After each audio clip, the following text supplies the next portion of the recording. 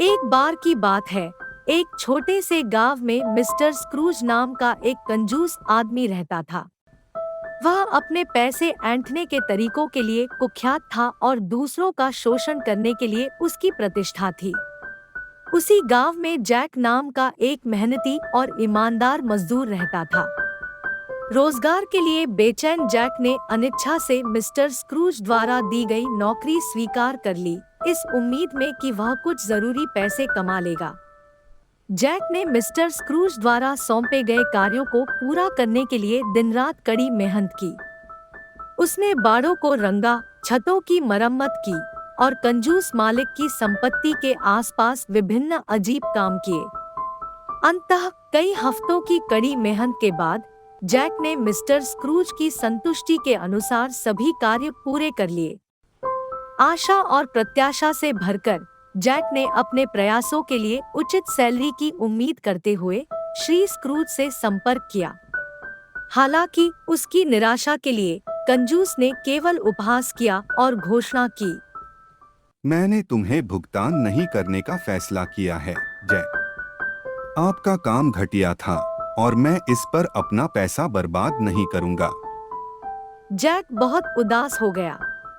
वह जानता था कि उसने बहुत अच्छा काम किया है और श्री स्क्रूज का भुगतान करने से इनकार करना किसी क्रूर अन्याय से कम नहीं था। अपनी मेहनत की कमाई पाने के लिए दृढ़ संकल्पित जैक ने अपनी बुद्धि का इस्तेमाल करने और कंजूस आदमी को ऐसा सबक सिखाने का फैसला किया जिसे वह कभी नहीं भूलेगा। अगली सुबह जैसे ही सूरज ने अपनी किरणें फैलाई, जैक ने अपनी योजना को गति दी। वह गांव के चौराहे पर गया, जहां सभी लोग समाचार और गपशप के लिए एकत्र हुए। वह एक बेंच पर खड़ा हो गया और ग्रामीणों का ध्यान आकर्षित करते हुए जोर जोर से बोलने लगा। जैक ने घोषणा की, हमारे गांव के अच्छे लोग मेरे पास साझा करने के लिए एक कहानी है, धोखे और अन्याय की एक कहानी। इसमें हमारे प्रिय मित्र श्री स्क्रूज शामिल हैं, जिन्होंने मुझे मेरे ईमानदार मेहनत के लिए भुगतान करने से इनकार कर दिया है।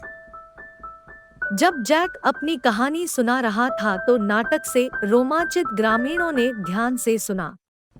जैक ने अपनी कड़ी मेहनत और मिस्टर स्क्रूज के झूठे आरोपों के बारे में बात की।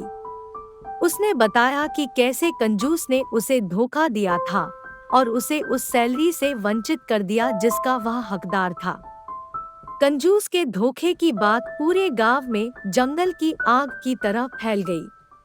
ग्रामीण, जिन्होंने श्री स्क्रूज की कंजूसी को भुगत चुके थे, क्रोधित हो गए।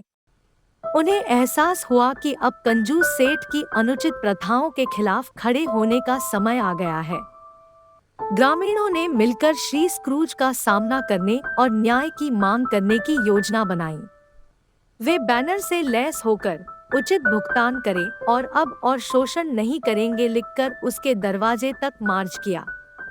उनकी क्रोधित आवाजों का शोर तब तक तेज होता गया जब तक कि यह कंजूस के कानों तक नहीं पहुंच गया।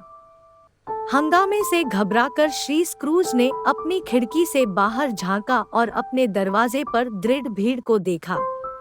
प्रतिक्रिया और अपनी प्रतिष्ठा को नुकसान पहुंचने के डर से उसे तुरंत अपने कार्यों की गंभीरता का एहसास हुआ।